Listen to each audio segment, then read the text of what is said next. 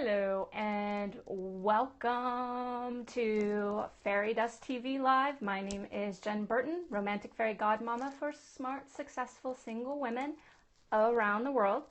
And today we are starting a brand new series of a Q&A about some really fantastic topics. But I do want to let you know, for all my single ladies, if you have questions you want me to answer for you here live on Periscope, you can go to http://havehimyourway.com/blog, and there is an icon that says need help with your dating life. Click here, click there, and you can fill it out, and I will sort through all the different questions and give you let you know what I can do for your dating life by answering your questions here live.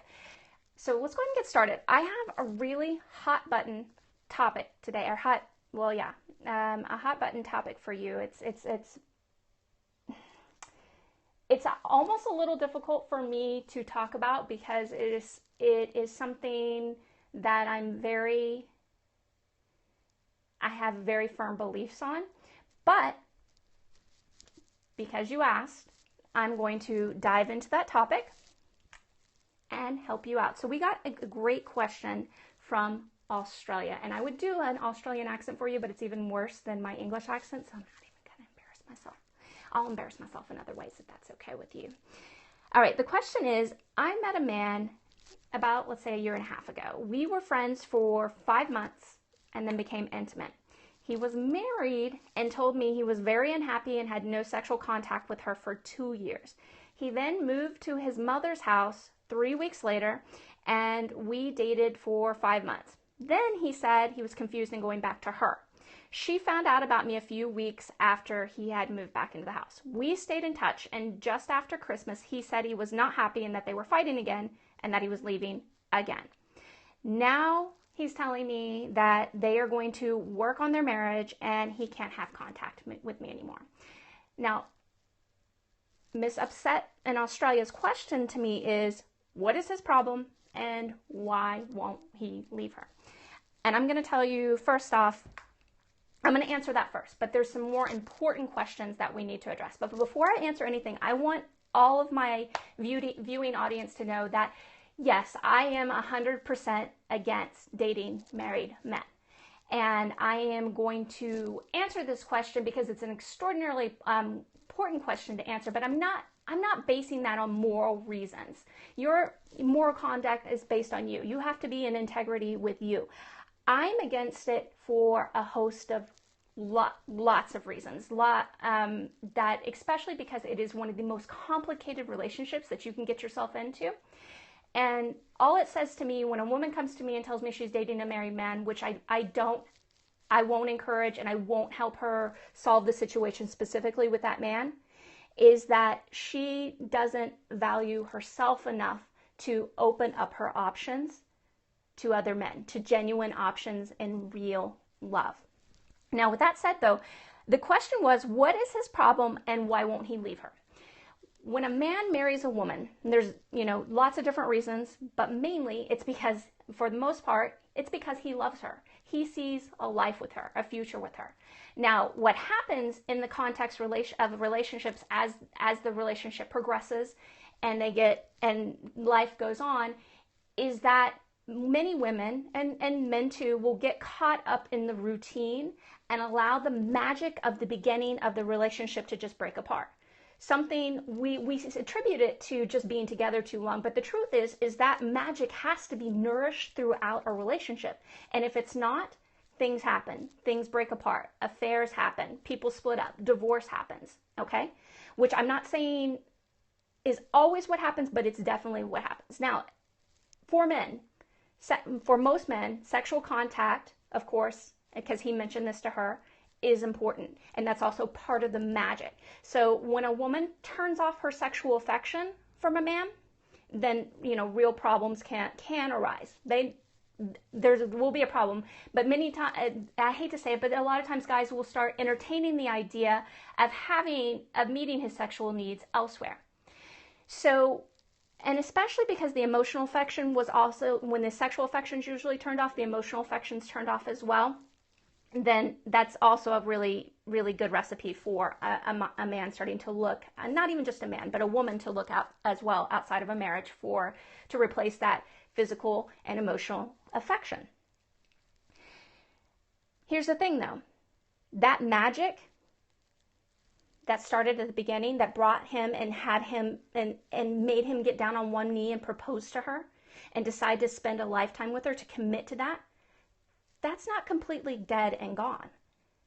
And when a woman, especially when she finds out and they're having problems, when she realizes that she could lose him for good, she can turn that back on. We are that powerful. We have that much input in our romantic life. And since that hasn't completely died in him, there is an opportunity there for them to resurrect things. Now, if you want to add more to it, she finds out that he's seeing another woman, and bam, that's it. She's ready to go. She is ready to fight for what she believes is hers. So one of the big reasons I never recommend dating a married man is for that alone. Women are that powerful. When he has already fallen in love with you once, he can fall in love with you again and again and again and again. By you turning on your feminine essence, the magic inside of you. So you don't know what's going on behind the scenes. She may have started taking better care of herself. She might have started having fun with him again. They might have started having amazing sex again. And I hate to say that because I know you're going through a breakup and this is really painful. But he had agreed to marry her. So she has that right. She has that right to resurrect their relationship. Okay? Now, I want to go to the even more important question than why won't he leave her? Because obviously he feels like there's something worth saving in that marriage. And again, we don't know what's going on behind the scenes. But my guess is that she's turned it on again for their relationship. She is bound and determined that he will desire her again. And it can work. Now, they might end up fighting again and again and again, but this brings me to the bigger question. What is it inside of you, Miss Upset in Australia, that believes you don't deserve to have a man that's all your own and a man that's dedicated to you? What is telling you that you have to be tied exclusively to a man who already has a commitment to somebody else? If you think about it, okay, so let's ask it in general first. Why do women date married men? Now, some women, they mistake chemistry for true love. That happens quite often. So they have this amazing chemistry with this married man, and he is very doting and adoring, and they get swept up, and then he makes them feel things below the belt that she hasn't felt in years, and she mistakes that for true love and true connection. And then some women are addicted to romantic messiness. So if it's not some kind, it's beyond adventure. It has to be an adrenaline rush for them to feel like it's love. But more than anything, a woman who dates a married man exclusively, underneath it, doesn't believe that she really deserves, knows how to have, nor truly wants an exclusive relationship with somebody that partners her, just her. And that's really, really sad to say, because that speaks to how we feel about ourselves. Now, what's the answer to this? I specifically teach a type of dating called mantourage dating. And the basis of mantourage dating is that you date more than one man at a time until you have exclusivity. I never, ever, ever, ever, ever encourage dating a married man. There have been a few instances where the woman was dating a man who the paperwork was almost finalized. That would probably be the only tiny exception, but even that I'm highly cautious about, okay? But the big reason for that is because a married man can never truly make you his priority so long as he is still in law or whatever, or it has an emotional connection to this woman. Once those divorce papers are finalized, yes, things can happen. You guys can rock and roll. There might still be some hiccups if he's coming right out of a divorce, but things can, that's more of a go. While he's in the marriage, I would really keep my distance. But the other thing is that until you actually have an exclusive relationship, again, knowing a married man cannot give you an exclusive relationship under any circumstances, okay? You should never make somebody your priority. And this is actually a great quote from Maya Angelou. Never make somebody a priority when all you are is an option. That is the premise of mantourage dating. If you're making a man the priority in your life, and he cannot make you his exclusive option, okay? And just saying you guys are only sleeping with each other, that's not an exclusive option, okay? Only when a man says, yes, I want you to be my girlfriend, I want to be in an exclusive relationship with you, then you know, or when he proposes to you, and then you know that you have exclusivity with him. But up until that point, you need, as a woman, to keep your options open. Why? Because this mitigates so many problems that we women, face when it comes to relationships. We automatically zero in and put all of our attention on this one man, giving our heart, our soul, and everything, and he's sitting there trying to process all this attention. And men just aren't wired to process attention like that unless they're already in love with you and they only want to be with you at that point. Now, with all that said, again, thinking Miss Maya Angelou, never make somebody a priority when all you are is an option.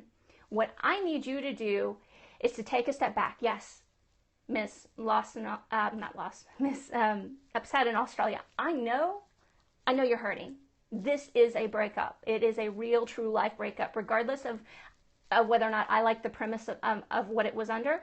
This is a true breakup, and you're going to have to honor those emotions. But what I need you to start doing is really asking yourself why. Why are you not opening up your options to other men who have the emotional and physical capability to love you, adore you, and cherish you on your terms?